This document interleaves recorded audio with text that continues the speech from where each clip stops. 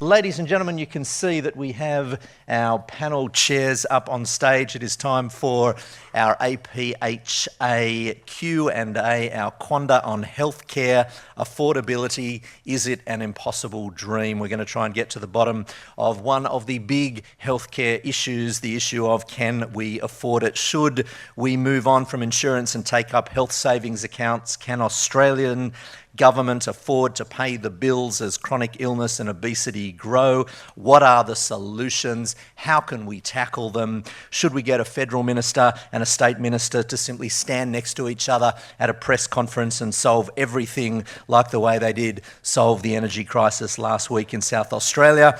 What can we do? We're going to try and get to the bottom of those issues. Before I introduce our panel to you, I just want to run through a few slides just to put it all in context and give you some big picture overview. So in 2014 to 2015, Australia's total health expenditure topped 10% of GDP, as you can see from those slides. Let me run through a few more for you. Expenditure has been rising steadily, with consumers contributing 17.7% of total expenditure in direct out-of-pocket costs. That's what you're seeing there in the light blue. And another 8.7% through private health insurance. That's what you are seeing there in the green part of the graph. Year after year, private health insurance premiums continue to increase well in excess of CPI. You can see some of the movement there. Consumers are voting with their feet, with a net decrease in the number of people insured for hospital cover in 2 out of the last 4 quarters. Health insurers point to increased benefit outlays for hospital care and associated prosthesis and medical costs.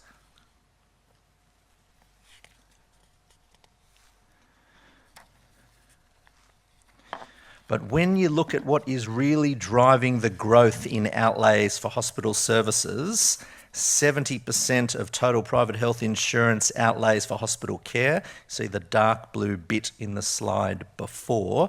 A third of the growth in the last 6 years is attributable to CPI. You can see there in that little pale pink section. 25% has been due to the increase in the number of people insured. It's in the yellow section there.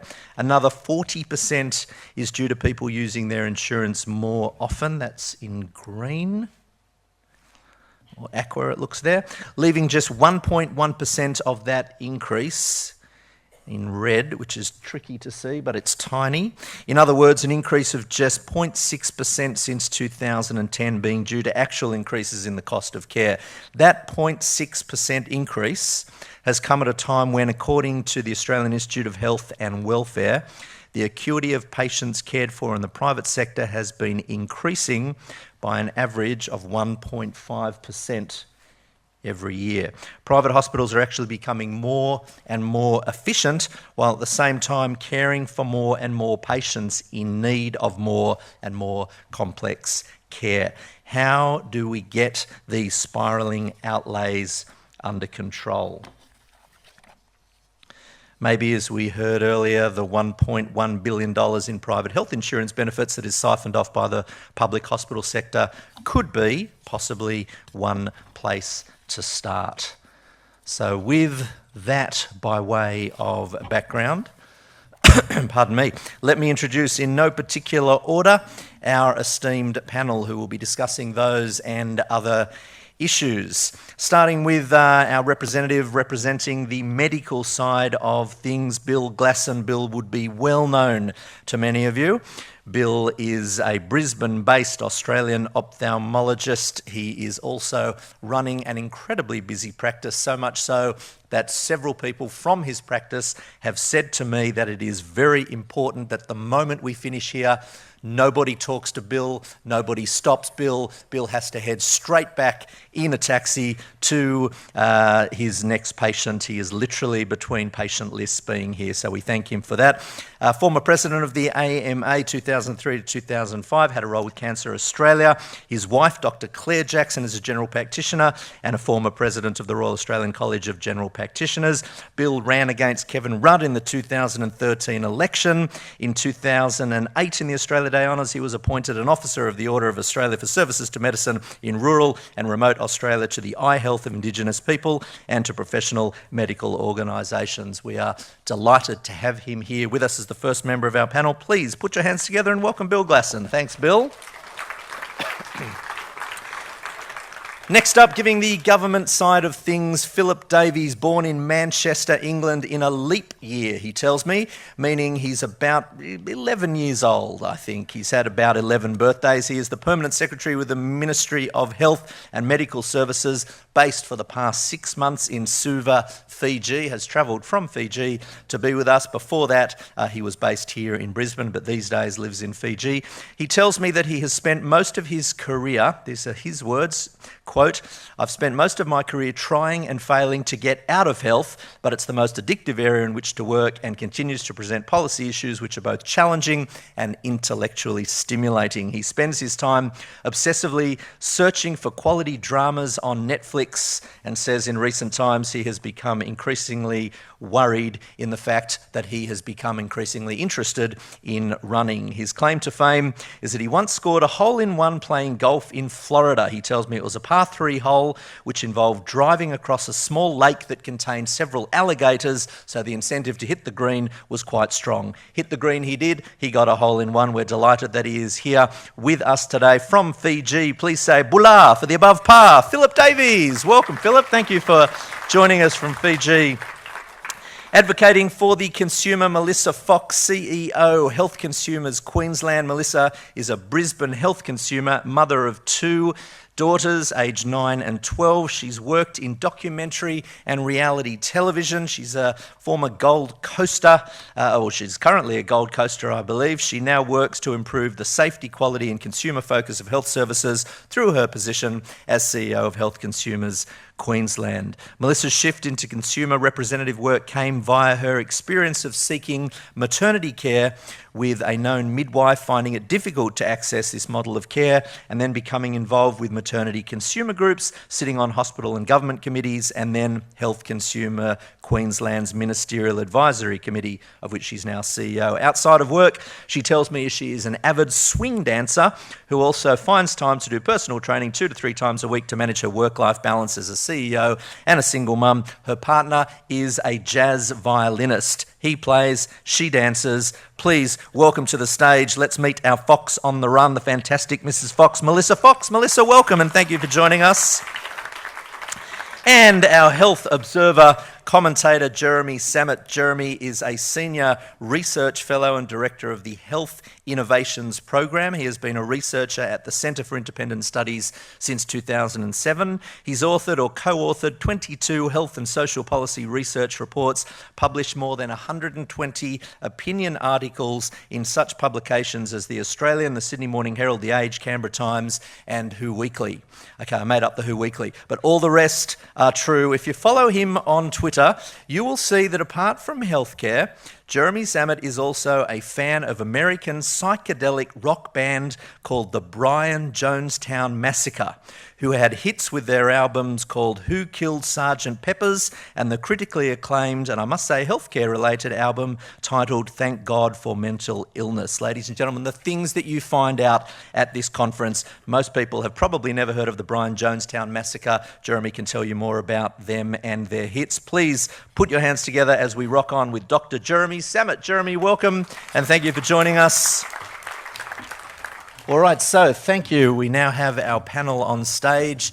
Ladies and gentlemen, it is time to open things up to our audience for questions, and I'm going to ask our first question asker to raise her hand. There you go. If you just shout out the question, I think we'll probably hear it. If we don't, I'll repeat the question for you. Thank you. Okay, I'll shout.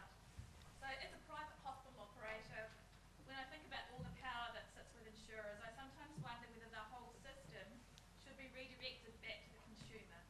Should they have more power to choose where their money goes and what that might look like? All right, thank you for that. I'll just check. Could people down the front, could they all hear that? I'm getting nods. People can hear. The acoustics are okay. So I think that question probably from Melissa, we might start with you. Hi everyone. So no, I don't think that. No, of course I do. So absolutely, and especially in the context of what we're seeing at the moment with a move to consumer-directed care in the aged care, community and disability sectors, on top of what you would have all seen in your facilities, the move to partnering with consumers as required under the national standards. And that increase, and we would see a vast explosion of activity in the area of consumer and community engagement and participation in shaping what the healthcare system looks like. But I think it's not just about affordability and where our money goes that's important to consumers. It's actually much broader than that. And it's about choice, control and affordability. It was interesting to see the statistics earlier around out-of-pocket costs and the amount that consumers contribute to the healthcare system through private health insurance. It's important not to forget as well that large contribution that we make through the taxation system and where that money flows. I also sit on the board of Consumers Health Forum, the national peak health consumer body, who does a lot of work in the space around private health insurance and private health services.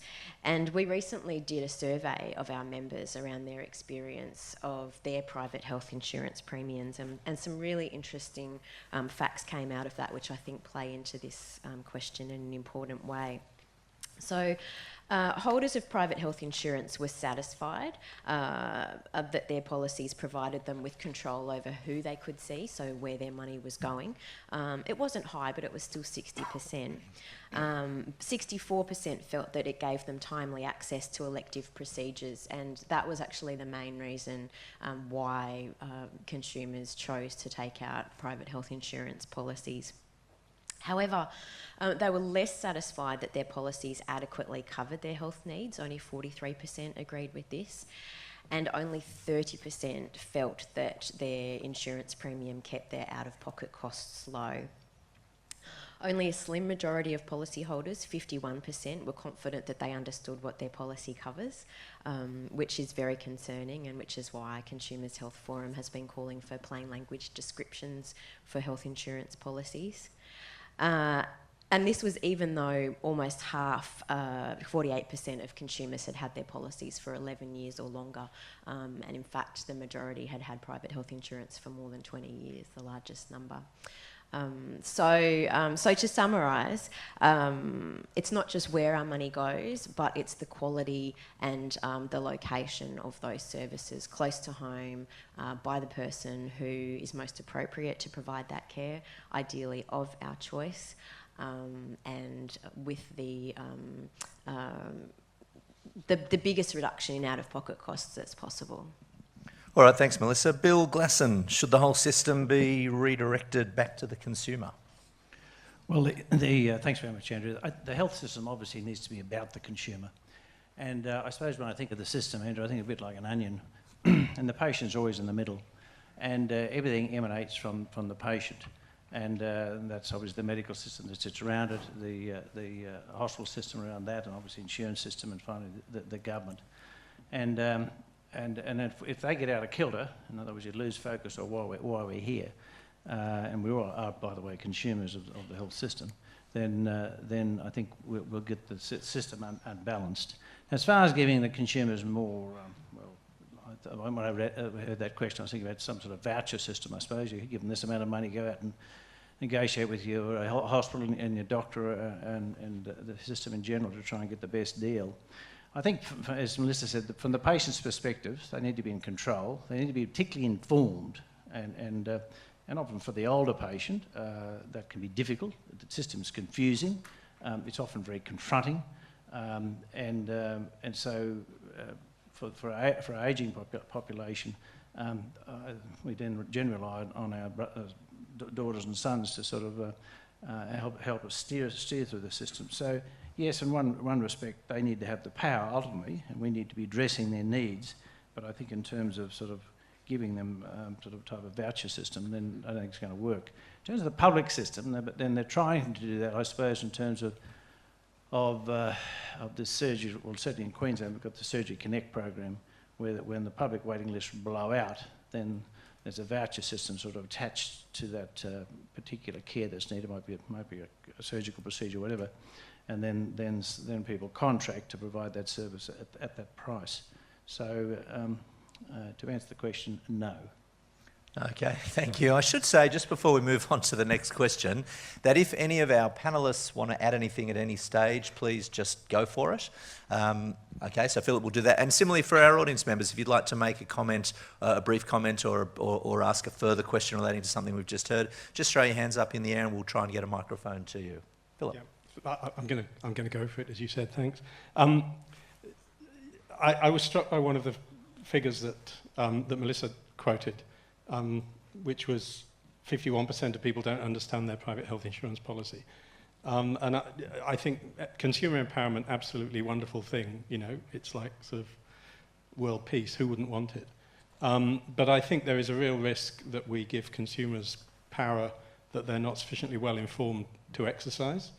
Now I've left the country, I can start revealing my dirty secrets, but I ran private health insurance in the Commonwealth Department of Health for nearly 7 years, and I think I could still claim to this day I don't fully understand how private health insurance works in Australia. There's a confession for you. But also, I mean, I'd actually go a stage further, and I've never seen figures, but I wonder what proportion of the population actually understands how Medicare works, and what proportion of the population understands the roles of state and Commonwealth governments in our health system. So I think we have almost, if you were a conspiracy theorist, you could say it was levels of government working together to keep the public in the dark, therefore to reduce accountability. So I just think before we leap and say, yes, put the consumer in the driving seat, we've got to make sure that that is a very well-informed consumer. And remember, all of us in this room, are a very unrepresentative sample of the level of people's knowledge of how the health system in Australia actually works. Thanks, Philip. Jeremy. I think the question answers itself, because our health system, like all health systems around the world traditionally, the systems are not built around consumers' needs, they're built around payments to providers to deliver a fixed and known model of care. The argument against moving towards a more consumer-directed system is always the argument that Phillips and Bill have both made, which is that there are information asymmetries in the health system. That's undoubtedly true. Obviously, providers and doctors and other experts know far more about the system than the average consumer does. But that's not an impenetrable problem to change. I'm sure most people in this room have purchased a house. You didn't go and learn conveyancing, you brought in the skills of a conveyancer to guide you through that process. And that's an agent issue. There is a role for advocacy, there's a role for other people to help direct consumers to the appropriate models of care. The real question is, who is the system designed to serve? Is it the interests of the patients, or is it to guarantee the incomes of providers? And I would say the system is too weighted towards the second rather than the first. All right, thanks, Jeremy. We will go to our second question, wherever that is. Thank you. If you want, we'll just get that microphone to you. Thank you. Thank you. I'm interested to know from the panel, where they sit in their various roles, what is the biggest inefficient cost to the health system in Australia? Inefficiency. Philip, why don't we start with you? Okay, thanks. I always love it when people ask questions about efficiency, because efficiency to a large degree, I'm going to sort of turn into a health economist here, but efficiency to a large degree is in the eye of the beholder. And it's actually quite a tricky term, because if you think about it, efficiency is actually has to be assessed in terms of achieving a specific goal. And the goal of a health system is actually more subtle and more complicated and more nuanced than often we think. I mean, clearly a healthier population is a goal, and we want our system to be efficient in delivering a healthy population. But there are other goals, perhaps, in terms of equity, in terms of affordability for the country and the individual, and in terms of choice and autonomy. So actually, if we want our health system to be efficient, we need it to be efficient in delivering whatever the goals we think the system should have, which makes this a much more subtle question than it might at first appear. And I always get agitated when I see people saying that private health insurance or subsidising private health insurance is inefficient. That may well be the case if you're saying that the only thing we want our health system to do is to provide access to hospital services. But if you actually say choice is an important goal for a health system and you attach a lot of weight to choice, then actually subsidising private health insurance might be a very efficient way to achieve that particular goal. So I think we shouldn't just take a one-dimensional view of what we want our health system to achieve, and therefore a one-dimensional view as to whether or not it is configured and funded in an efficient manner. Having said that, there are some obvious areas where whatever measure you take, there is inefficiency. I mean, we've already heard references today to the variations in clinical practice, and I was just pulling some figures out last night. You know, the cost of a hip replacement ranging from $18,000 to $62,000. They can't all be doing it right with that fourfold difference in costs. More than 30 million, that's almost 1.5 prescriptions per person for antimicrobials in 2013-14. And given the damage we can do through antimicrobial resistance, you know, there's got to be an issue there of inefficiency. A 30-fold variation in the rate of fibre optic colonoscopies. Again, variations like that cannot be just put down to variations in patients' need. There's got to be something there about the efficiency of the decision-making by the providers. I think the only other area, and we'll probably come on to this later, because I know Jeremy wants to speak on this one, but you know, poor integration between primary and secondary care, lack of a seamless interface, and weak incentives for funders themselves to ensure efficiency. No one actually owns the patient, and no one's willing or able to shoulder the financial risk of an entire episode of care or over an entire period of time. And until you've got someone whose job is to make the delivery of care efficient, then the delivery of care will not be efficient, however you define the metric of efficiency. Thanks, Philip. Jeremy, where are the inefficiencies from where you sit? I think you need to break it down. I think all health systems, all traditional health systems, are inherently inefficient because there is an over-reliance on third-party payments from either insurers or the government.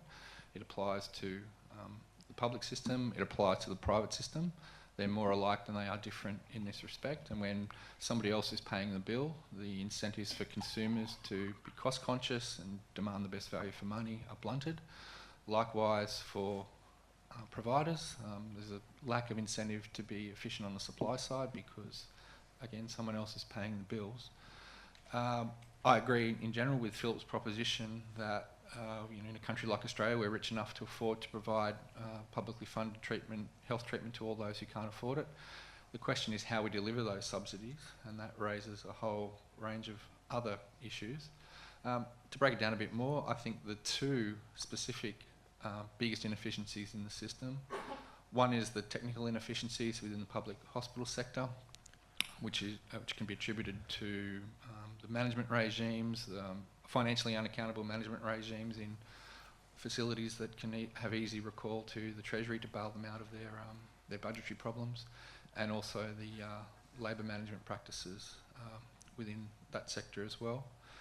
The second inefficiency is what Philip's already touched on, is the allocative inefficiency of our system, which means that there are many patients who end up in hospital, particularly patients with chronic care, who perhaps could have been kept out of hospital if a more appropriate care, a different model of care was applied. We're talking about primary care services here, which has become the cliche to try and keep people well and out of hospital.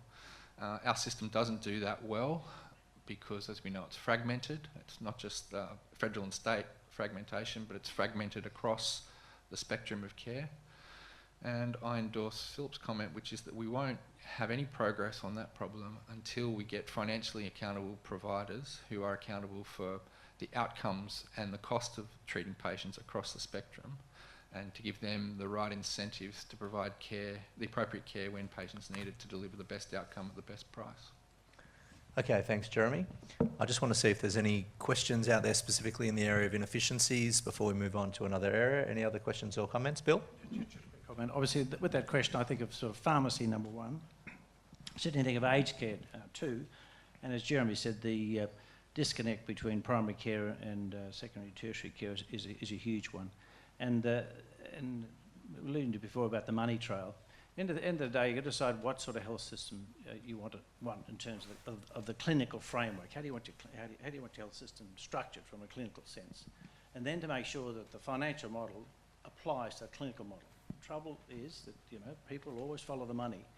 And if the system is structured in a certain financial way, even though it may not fit the best clinical model, that will still attract that sort of behaviour. So it's important to try and, in certain sense of primary care and tertiary care, to try and make that system as seamless as possible. Try and reinforce the fact that GP should be rewarded for keeping patients out of hospital, particularly in nursing homes, and not having them transferred up to hospitals.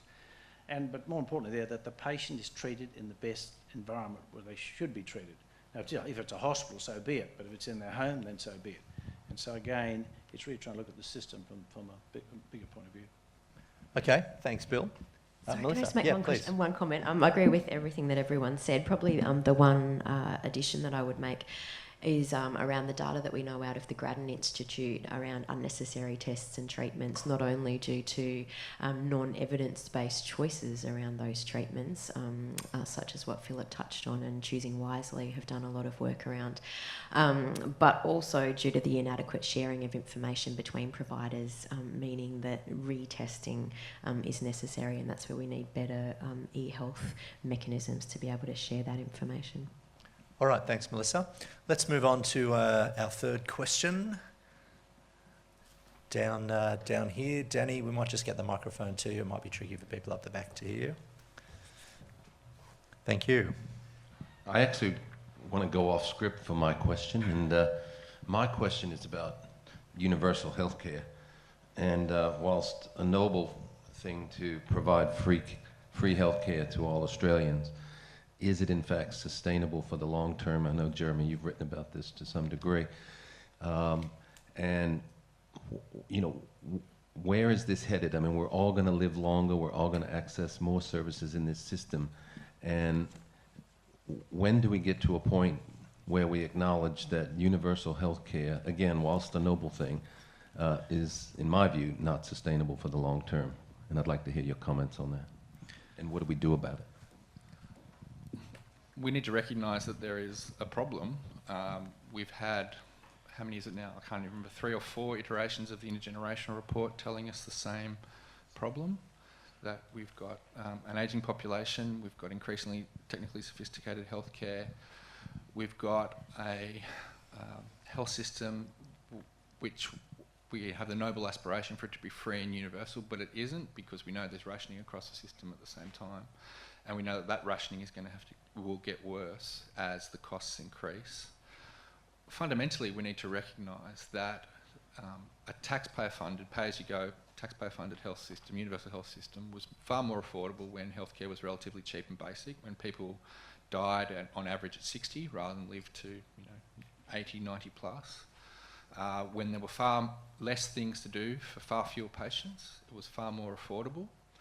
So I think fundamentally we need to rethink the way we fund healthcare, and we need to think about it in the same way we've thought about superannuation. We've recognised that as a population ages and people live longer, we can't afford just simply for people to rely on a publicly funded pension paid for out of the taxes paid by the proportionately smaller working age population. So we've shifted to a system where people pre-fund their retirement incomes through the superannuation system, so they save as they go instead of having a pay-as-you-go retirement incomes policy. I think we can do the same thing through health. There's no reason. My idea, for what it's worth, is that people would be allowed to opt out of Medicare. They could cash out their Medicare entitlements, which would be around, which would be average health spending per person. It'd be about $4,700 a year. They could put that in a superannuation style health savings account. They could use that money to pay for discretionary care, GP, minor hospital admissions, things like that. And they'd also pay for insurance to cover high-cost chronic and catastrophic conditions that they couldn't afford to pay for. The incentives would be different in the system. Under both the public and the private system now, the only way you can get any benefit for the taxes you pay to fund Medicare or the private health insurance premiums you pay is to use health services. So that's the only way you can get any benefit from those from that money that you spend. In a health savings account system, the incentive is to save and be cost conscious, because ultimately you're going to have to fund your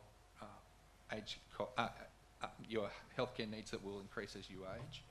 You can also link it to people's superannuation accounts, so they've got an incentive that when they retire, they can either use that money for health or to subsidise their retirement incomes.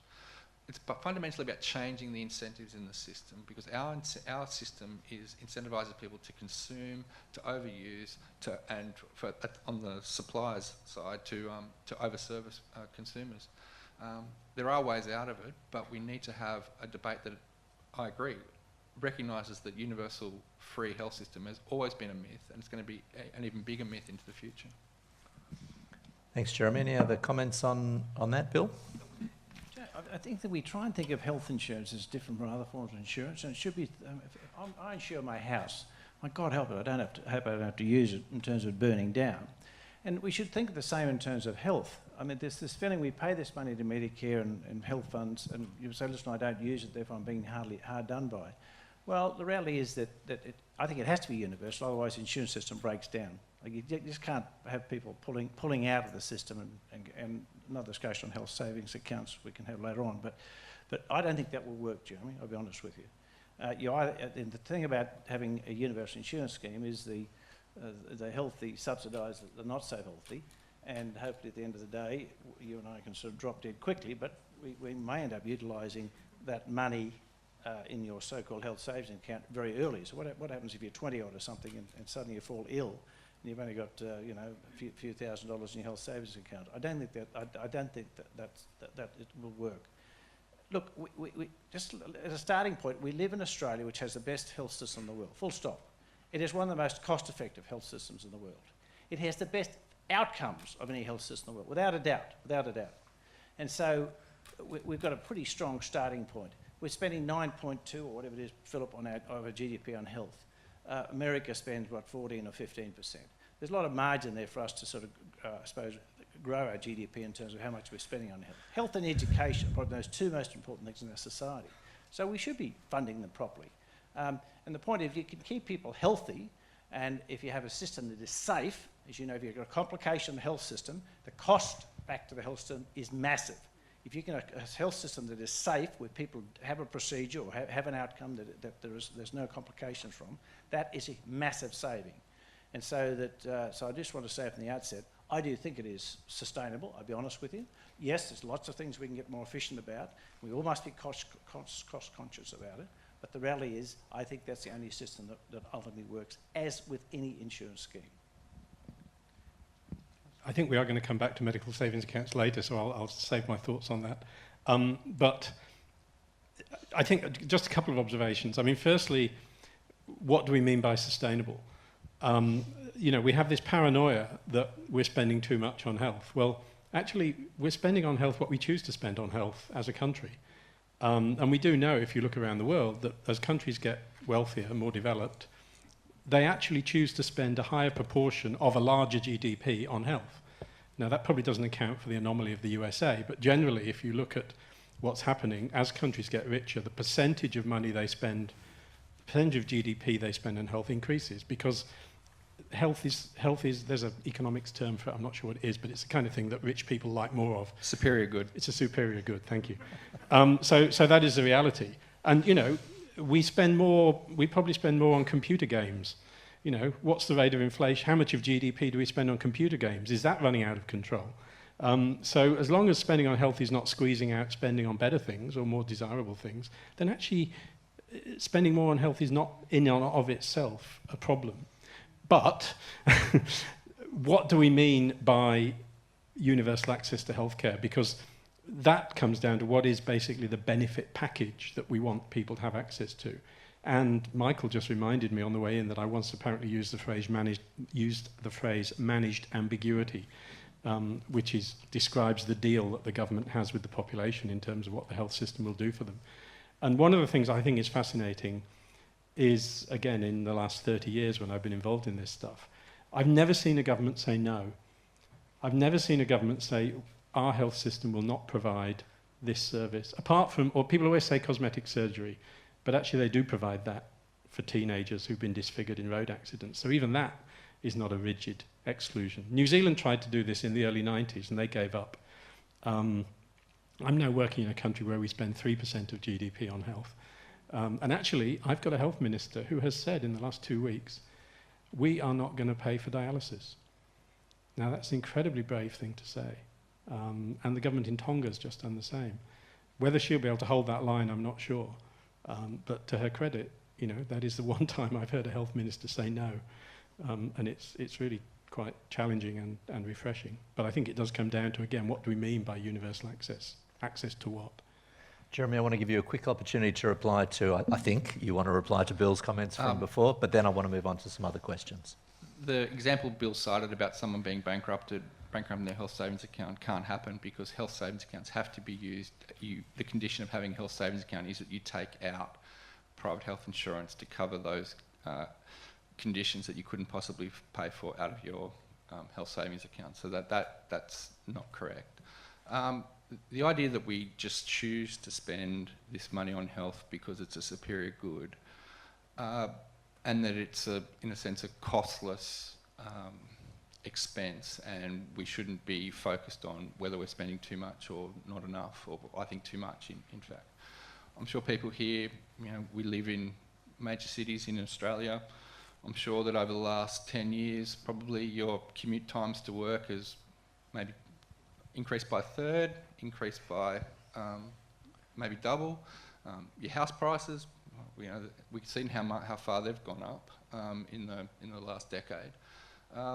Why are state governments not spending money on roads, on other infrastructure to build houses? Well, they're not funding it because 30% of their budgets are spent on health. This is not a costless system. Again, we say we spend less than America. Well, America's a special case. They've got the worst of both worlds. They've got an insurance system with a third-party private health insurance system with its own unique problems. They've got a Medicaid and a Medicare system for lower-income people and older people, which is very similar to our Medicare system as well. So again, they're more alike our system, and there's unique reasons why they spend that amount. I'll cite the example of someone who does one country that does health differently and does it through a health savings account system, which is Singapore. Singapore spends 4% of GDP on health compared to 10 here, 9 in the UK, 17 in America, and they have the same health outcomes. Now, I'm not suggesting that you can just simply transplant Singapore and get Singapore-style outcomes here, but the point is they've addressed the structural problems. They've recognised that simply having people not be in control of their own health dollars, not make rational decisions about where and when they spend them, leads to the cost curve going up in all these countries, including Australia, which have traditional health systems. So there are international examples where health saving systems can work. And we shouldn't be blasé about the idea that we're spending all this money on health, because there are costs, there are opportunity costs that are real across the community.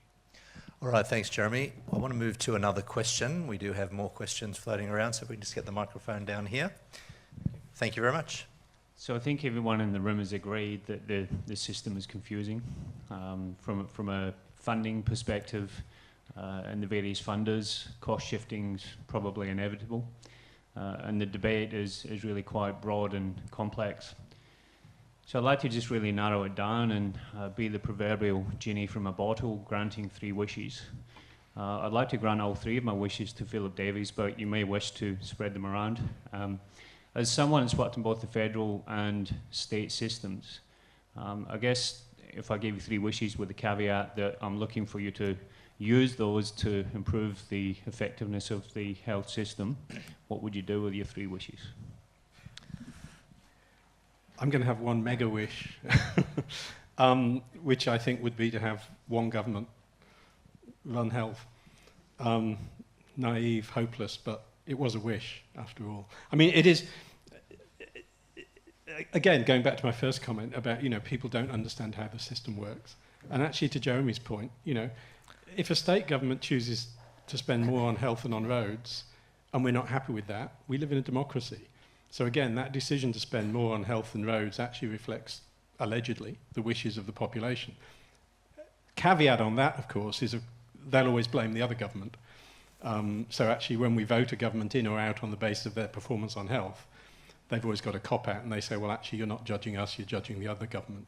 And so I think both from a financial point of view and from a democratic accountability point of view, and those two are not unlinked, putting one government in charge would be very, very beneficial. It frustrates me, and I greatly respect Bill and everything he says, but you know, this constant refrain that Australia has one of the best health systems in the world.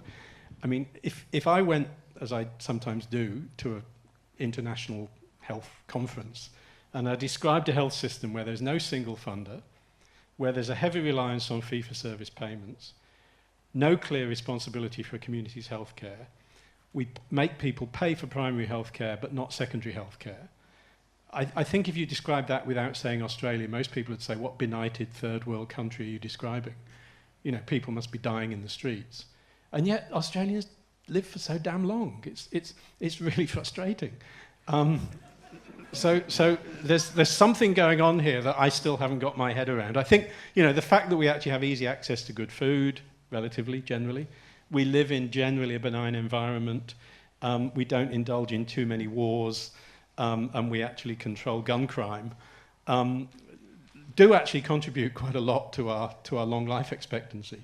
But there's a real paradox and enigma at the heart of our health system. But my wish would be to put one government in the driving seat for the reasons I've outlined. There's two wishes left, guys. So fight amongst yourselves. Okay. I'm going to go to Jeremy, and then Bill, if you've got, or anyone. I'm happy to take anyone to our genie question. Jeremy. Well, listening to that, Philip's answer, my wish is that no government was running the health system, because both those things can't be true. It can't be that we're getting great value for money for the 10% of one in every $10 in the economy that we're spending on health. We're getting all these wonderful outcomes, and we shouldn't care. But at the same time, we've got this terribly fragmented, complex gap system.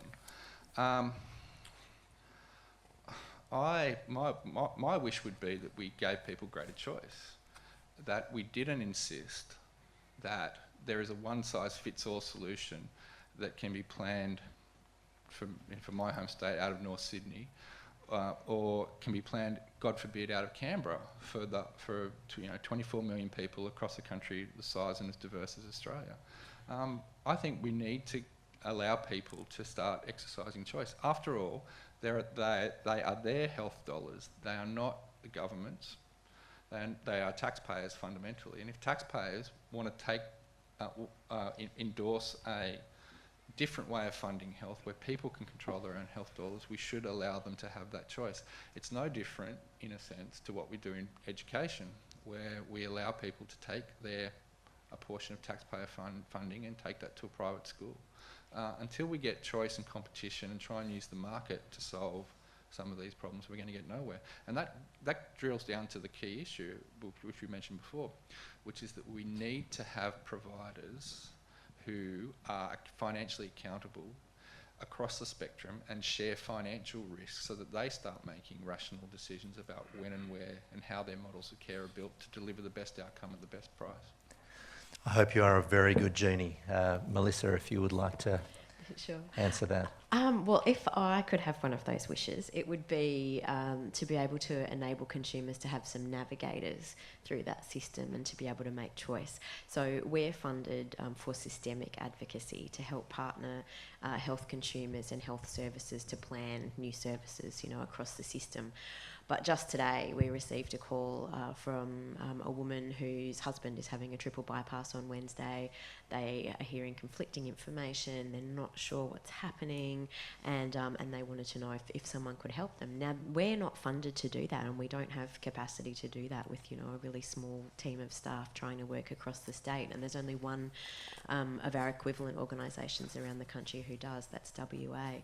But that's what I would love to see, is that there's people to walk alongside consumers and their families to help give them evidence-based information, non-biased, not from a health professional within an organisation, but that independent voice to help them make informed decisions and know all of their options available, because we know that consumers just aren't being given them at the moment. Thanks for that. Sorry, Bill, the 3 wishes are now granted. We're going to go to another question just right here. Thanks, Brady. Thank you. Everyone in the health system, from doctors to insurers to hospitals, have all got an established model through which they deliver care. What would happen if something disrupted that, like the implementation of a managed care system? What would that mean for the hospital sector, and how would they manage it? Jeremy, should we start with you? We'll just get the microphone. Thank you.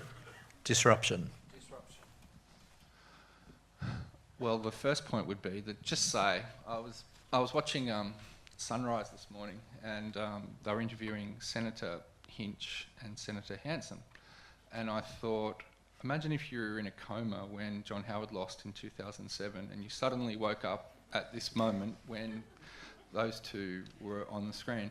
But just let's say that history had been different and Kevin Rudd had, with his national health reform process, had not been Kevin Rudd, and it had actually gone through, and we're at the stage where we had the Medicare Select model up and running in some sort of iteration where, basically a managed care system where private insurers now are responsible for purchasing the care for patients across the spectrum. What would that mean for private hospitals? Well, I think there'd be an opportunity in the first place, because I believe that the private sector is far more efficient at delivering hospital services than the public sector, and so there are opportunities to grow their business around by substituting care that would otherwise be delivered in the public system, because they would be competing on price and quality against the public system. However, there would be a threat to their business model. Australia use of hospitals in Australia is really, really high internationally, and I've never really seen an explanation for why that is, but I'm pretty sure, probably don't need to tell anyone here, that the private insurers are very interested in what drives utilisation and therefore their costs. So I think there would be a threat to the existing business model of private hospitals on that front, but there'd also be an opportunity, because the insurers holding financial risk for their patients across the spectrum would be looking to providers who can deliver integrated models of care and either deliver different kinds of care, different primary care services, or maybe deliver hospital care in a lower cost setting. So there'd be an opportunity for private hospitals to maybe broaden their services and get into the game of delivery of integrated care. Now, that is not simply, that's actually an economic opportunity, because if we say that hospitals are overused or inappropriate care or lack of appropriate care is delivered, there's a lot of value and waste in the system that can be released, and a provider that can deliver integrated care that can release that value would share in the proceeds of that value that's released as well. Bill, any thoughts on that? No, I really don't disagree. I think you said there, Jeremy. Obviously, when the word managed care comes up, I'm sort of my hair bristles, particularly from the AMA point of view, because I figure there's some sort of third party sitting in there telling my patients and I as a patient what I can and can't have. And we talk about choice, and I don't want choice taken away from patients, and I don't think you're necessarily saying that, by the way. And so I have been to the American system. I've looked at the American system, the Kaiser system, which is actually quite good. I mean, they are a responsible organisation, I think, on the whole. But having said that, some of those managed care organisations over there, I think, go over the top and start to restrict what patients deserve to have, and you tend to have a clerk telling you, go and take a pill or go and have this treatment done, rather than actually listening to the advice of the health professional. And so I think that if we're going to have an Uber-style intervention in the health system in Australia, we'll ask ourselves, well, listen, what's going to drive it? Well, the taxi industry, because the taxi industry is so bloody expensive and so inefficient, and it so drove that change. So if you're saying that our health system is in chaos and needs something to sort of disrupt it, I don't think we need that. I think the health system needs tinkering and adjusting as we go, in terms of making sure the dollars we spend are spent most effectively, and that we're all accountable. Okay, that's doctors, hospitals, insurers are all accountable for the dollars that are spent, and that they are spent effectively. So, in answer to your managed care question, it depends what you define by managed care in terms of how you should apply that to the Australian health system. Okay, Philip? Yeah, actually, in fairness to the questioner, the question was about disruption, and managed care was just one example. So I'm going to pick another example of disruption, and I think professional role demarcation is the area where there's real opportunity for radical disruption. We have the model of training a doctor, and Bill will put me right on this, but I think what it takes to become a doctor was invented in about 1910. And it's modified a little bit, but still we have doctors who do this, we have nurses do that. We talk about having nurse practitioners, but they scare us. We've heard about the trouble Melissa had getting a midwife to deliver her baby. There are people, there's probably a conference going on somewhere as we speak, where someone is saying, how are we going to get multidisciplinary teams to manage patients with chronic disease? Well, rather than trying to knit together a multidisciplinary team, why don't we have a multidisciplinary practitioner who can actually manage chronic diseases and has all the skills needed, or most of the skills needed, to manage a chronic disease, rather than trying to knit together a group of disparate, heavily siloed professionals? Nurses could do a lot more in primary care, and that is to some degree a consequence of the funding model.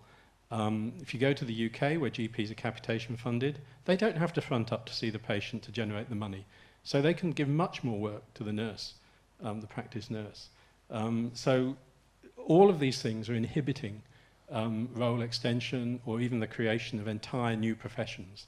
And I think the opportunity for major disruption to our health system, a lot of that, I think, lies in the area of workforce and transformation of roles within currently a very heavily siloed and very traditional model of the workforce. Now, Bill's going to tell me I'm wrong. No, Andrew, can I just quickly respond? I mean, in terms of having teams or integrated teams, this is what it's all about. We all have our skills. We're siloed to an extent, don't get me wrong, but we need our nurses, our physios, our dietitians there as a team. But don't bring up the word independent to me, okay? I'm sick of this word independent. I'm going to independent nurse practitioner, independent nurse. Nobody's independent. Doctors aren't independent. Patients need the team there, round the bedside, working together, learning from each other about what the particular patient needs. So if you want a model where you integrate the team, I'm right behind you. But if you want a fragmented model where you go down the road to see one practitioner and a nurse or whatever, then it's not on. So I think that we've learned a lot from that, and we need a system that delivers that in terms of what the patients do. I actually want to integrate the team in one person. Well, I'm being really ambitious. Yeah, it's very ambitious, but maybe I don't. Okay, we'll go out and see if there's any. Well, before we go to another question, does anybody have any comments or questions still in the area of disruption, managed care? We're happy to take any thoughts around that. Yes, so Jeremy will go you, and then we'll just get the microphone back there. Jeremy. One of the problems in health is that so-called innovations are always dictated from the top down. So we have a bunch of people at a conference like this which come up, which say we need to integrate care, and then that goes into the bureaucratic pipeline, and then we get a model that's dictated from the top down, where nurses do this at this particular time and somebody else does this, and there's a team meeting here and there's a MBS payment there. And, it all looks like innovation, but it's not really innovation. It's just a form of central planning. Innovation comes in the rest of the economy from the bottom up, when there's a real market, people are buying and selling goods, and so somebody says, well, I can find a more efficient or effective way to deliver that service, and here's the price, and it's contestable, and won't someone please buy this from me? That's why I'm attracted to the idea of a more managed care system, because it would create that sort of market environment where there would be true innovators out there who'd be able to say to an insurer or even a provider, this is what we can do for you to increase the outcomes for your patient in the most cost-effective way. And that's really what we need to find if we're going to have any chance of bending the cost curve down. Thanks, Jeremy. Question from over here. Thank you. We've touched on universal care and what it might mean, health savings accounts, but given our ageing population and the increasing demands on services and costs of care, does Australia now need to start a debate on rationing, or particularly in those circumstances where consumers may not exercise lifestyle choices, may exercise lifestyle choices that increase their likelihood for future complex care needs? Melissa. I guess this comes back to that question of what kind of country do we want to be, and I think there's other countries in the world who are having that debate right now. As we've already heard, rationing is already happening in our system, and people are already receiving care despite choices that they've made. And I think we're seeing the consequences of the investment, the cost of not doing things, the cost of not investing adequately in primary care and in prevention. And that's where we really need to take our focus back to empower consumers, look at the reasons behind them making choices, and looking beyond just health, looking at the social determinants of health, and really working to increase the social and emotional well-being of all Australians, particularly those groups for whom we've got a larger disparity in health outcomes. Thanks for that, Bill. Eric, just bring up one of my passions. You know what the hardest thing in this country to do is? Is to die. It is very hard to die in this country. You get no choice. You get no say in it, by the way, because you're often in a situation where you not have the capacity to make a rational decision, and expected your family to do it. And so, if we talk about rationing, what I'd like to do as a consumer is be able to say to my children, "This is how I want to die." Okay, and I want you to stand by it, because you've all got examples out there where your parents have been in nursing homes. Mine was there for 7 years. Every time he got a cough or a sore throat, he was antibiotics, he was in the hospital, and they'd sort of come back to me and say, "Listen, he's now better," except he couldn't talk and couldn't speak and couldn't feed himself. And so when you talk about rational use of resources, I think this is one area that we can actually, in this period of our life, make it very clear to our children through the use of various instruments that we have to make it clear that this is how we want to die. And I think there's huge savings in that in terms of the cost of the system, but we shouldn't think of it in terms of that. We should think in terms of what the patient would want and what the patient needs. And so I think that I'm just suggesting rationing resources in that sense, because we rationed all the time. We ration the public sense because we put on people on waiting lists, we prioritise people, so we ration that way. We ration the private system to some extent by price. So we are rationing all the time, but the reality is to make sure that in doing that rationing, those people that are most in need get the care they need and get the appropriate care, more importantly, than they need, not the care that may not be appropriate. Can I just add something really quickly to that? This is an area that we're so passionate about, but think that needs to be led not by politicians or health service providers, but by the community, and us choosing to have these difficult conversations with our families. And it does provide the opportunity for cost-benefit rationing, but it also improves our quality of life at end of life. And you'll also be glad to know that I've got a colleague at the CIS who's currently working on a palliative care project. She's a physician who's just finished her training and has seen firsthand these issues, particularly in the emergency department setting. So we're currently doing some work in palliative care to have a look at what the issues are. I did have another point to make, which is that around the issue of unhealthy lifestyles and people not making good decisions that then have costs across the rest of the health system. Again, I return to the idea that if you have a provider or insurer that is financially accountable for the costs of people's treatment costs regardless, you would then be able to maybe do more innovative things around getting lifestyle change, getting treatment, getting compliance with treatment. We know this is a huge issue. We know that chronic disease is concentrated in lower socioeconomic groups, the people who are most likely to either miss out on care or not comply with their treatment, and they're the ones who become, I know it's an un-PC term these days, but the frequent flyers in public hospitals. Again, if the incentives in the system were different to focus on outcomes rather than inputs and fee-for-service, we might be able to do some innovative things. There's a lot of technology-enabled solutions that could be applied. There's a lot of insights from behavioural economics that maybe perhaps could be applied to these people. And look, and we had the debate before about demarcation disputes in doctors and nurses. What I think one of the big issues is, and what we need, and maybe Melissa will agree, but it's sort of, we need more, I call it medico-social work.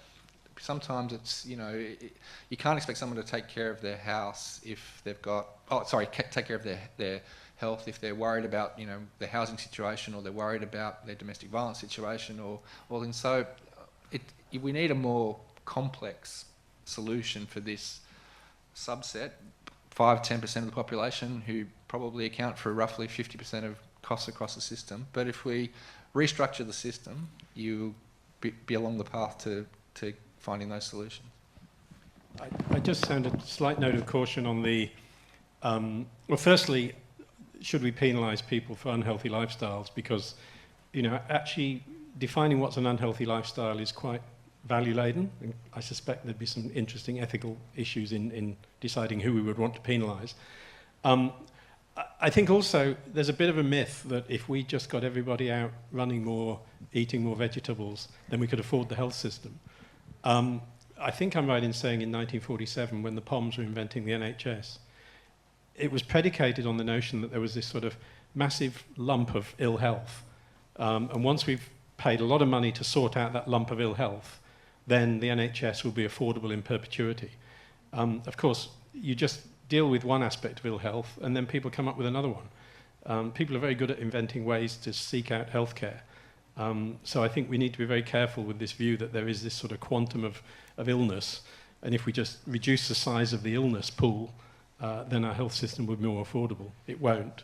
The health system will find other things to cure, or other ways to cure them. And I think that's just inexorably what's been going on for decades, possibly even centuries.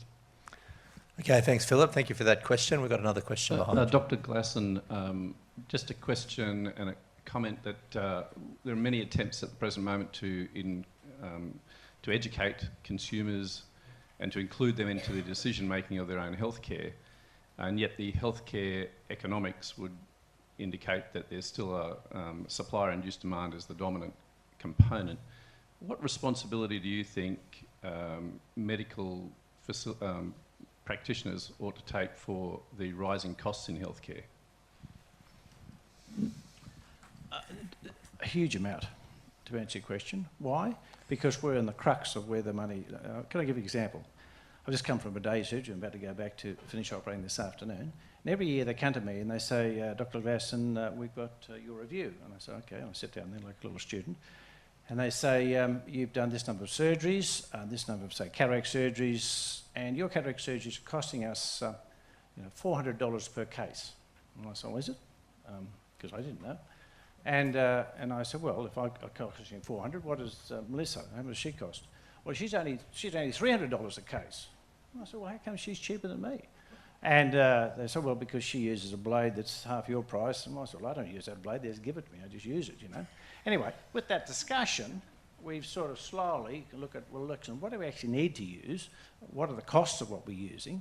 And then we can bring the unit cost without affecting quality, by the way. If there's something that I need to use, I think it affects quality, then I'll argue for it. But the reality is that if it doesn't affect the quality and the outcome for the patient, then I'll use whatever they give me. Now, if you translate that to the public system, my golly, how much do all those people work in the public system? how much do you know what the blade costs or the pack costs or whatever costs? No one has a clue. No one has a clue. So I always argue in the public hospital system, you should put a price on the damn thing. So when I pick it up, I know this costs the public system $10, $20, $100, whatever it is. So I think, well, I don't want that. Give me something that's, you know, just as good, but it's cheaper. And so we and the doctors and nurses and anyone who works in that health system has a huge responsibility, because you people who operate these private hospitals need to have the people on the ground accountable, because they're the ones using the goods and services, so to speak, and bringing the cost to you, to make them accountable for what they use. And for most of us, we want to listen. We want to try and make sure we deliver the best outcome. Why can I do a cataract in Timor for $100, and yes, it costs me, you know, $400 or $500 the private system here? Well, there's a number of reasons for that, but the reality is that, besides I have to donate it, is I'm often using cheaper bits of equipment that are made in China or whatever, but they do the job just as well. I hear exactly what you say, and I've long thought, you know, greater transparency of costs would be a good thing. But at the end of the day, go back to the figure I quoted earlier, 30 million prescriptions for antibiotics. I mean, even whether they're generic or branded, any doctor who writes a prescription for an antibiotic knows it costs something. Therefore, even without giving them the detail of the actual dollar figure, the fact that they've written 30 million prescriptions suggests that they're not fully cognizant, or they're not totally influenced by the cost of their decisions. They're not taking the cost of their decisions entirely into account when they're making those prescribing decisions. It's just one very small example. And the sad thing in primary care, and I'm not particularly isolating them, but the sad thing in primary care, the easiest thing to do with the patient is to write a script or send a referral. The hardest thing, not the hardest thing, but the most expensive thing in primary care is to talk to patients. What do patients want? They want to be talked to. 99% of patients want to talk to their doctor. Don't necessarily want a script, but it takes time. And as Jeremy's indicated, when you've got purely a fee-for-service model, particularly when your finances are trying to pay for all the overheads and running a practice, it drives the wrong behaviour. This is what I'm saying. This is where the financial model doesn't fit with the clinical model. And I shouldn't use the C word, Jeremy, particularly from the AMA point of view, but it has a place. It had a huge place in those patients with chronic disease. And obviously the government's looking at the moment that model, that the current fee-for-service model doesn't apply for those people who actually need time. And the sad thing is driving the wrong behaviour. Write a script, out the door, away you go. Next patient, please. So it's sad. Jeremy? It's had my thunder stolen, because the question sort of invites the normal sort of doctor bashing question, but we shouldn't turn the health system into a morality play, because the criticisms that you could make of doctors could equally be made about private health insurers, about private hospitals, about consumers as well. And I've heard all these complaints. Depends who you're talking to at a particular point in time, that people are self-interested and venal and greedy. Well, that's not the way to go about it. It's to recognise what Bill said, which is that the people who involved in the system are rational actors, and they respond to the incentives. And the incentive for doctors is, because they're paid on a fee-for-service basis, the incentive is to increase activity. And to make one point though, they're also protected against the real costs of delivering those services, because in the public system they don't bear any of the capital costs of their facilities, and in the private sector it's virtually the same, the same arrangement, where they basically use other people's money in both the public and private sector to run small businesses out of these facilities. And I think that's probably the key reason why we have such high rates of hospital use in Australia. I stand to be corrected on that. Philip? Just one very quick one, and again, I think it's just an interesting way of reframing. People say we spend so much on health, we should spend more on health. Last time I looked, no one ever actually went out and paid money to get something called health. Every dollar and cent we spend on health is actually someone's income, whether it's a doctor, a nurse, a bureaucrat, a pharmaceutical company, a private hospital, or a private health insurer. So actually, I think this is sort of Jeremy's point, that, you know, we're not just here talking about spending money on something abstract called healthy people. All the money we spend is someone's income, and therefore there's contestability around whose income that is and how much income they get. And I think occasionally we need to step back from our high-minded principles about health being a nice, soft, fuzzy thing that we all like, and actually think that this is about basically people's bank accounts and their ability to pay their mortgages. You simply can't talk about health and health policy in Australia without talking about political economy, because everyone knows that it's a scramble for a limited pool of resources, and that's what every stakeholder in the business is interested in. That's why we don't have a patient-centred system, because it's much of what passes for health reform is often special pleading from people who are trying to work a system in which there are limited resources for their own advantage. Bill. Just to not defending the doctors here, but obviously if you look at the facts, is the vast majority of medicos will either accept a Medicare rebate or accept the private health insurance rebate or accept whatever the gap the insurance company allows you. And so we tend to talk about the 5% that are off the screen rather than talk about 95% are trying to be responsible and trying to do the right things by their patients. And certainly in my practice, I do practice a lot of Robin Hood. I have a lot of Indigenous patients, a lot of less financial patients, particularly out in the bush where I go. And so I'm rebating them all the time. And obviously in terms of trying to provide the equipment and the staff, whatever, it costs a certain amount of money. So, and the vast majority of my colleagues do that. The trouble is the 1 or 2% that are bloody off the screen in terms of what they charge and who I want to go and drown as well in a bucket if I get my hand on them. Are the ones that put the reputation on us, and that's the sad thing about any professions is that the rogues amongst them tend to set the example, or they think of it like them. Can I say, I'm not a critic of doctors' incomes or what they earn necessarily. It's what they do for the income, and that's what the debate needs to be about. Not Of course we want doctors to be well paid because we want the best people, smartest people to go into the profession, but it's about what they do and how they do it. And the debate again is not about doctors' incomes or doctors being venal and greedy. It's about whether how the system incentivises them to deliver care, deliver the best outcomes at the best price. That's where the debate should be focused on. And it's where there needs to be greater transparency for consumers so that we can see at an individual practitioner level and at a facility level what the safety and quality data is and what the costs are. The issue of informed consent. Andrew, just quickly. To me, unless you know about the price of something, you don't pay it.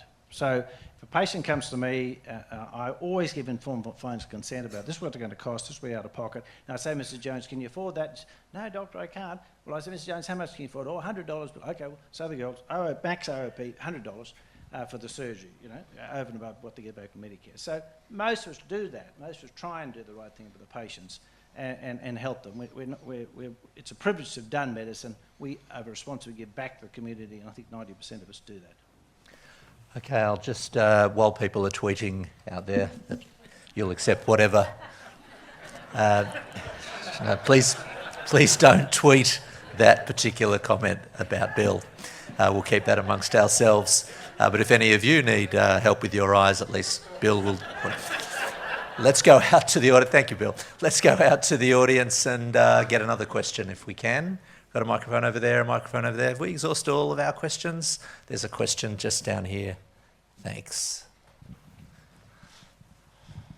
It's about half an hour before in the discussion, but as a former GP who was involved in coordinated care trials about 20 years ago, there's a sense of Groundhog Day in the current discussion. But Philip, just picking up on your point, the new multidisciplinary care practitioner that you were referring to about half an hour ago, what exactly is the role of the GP?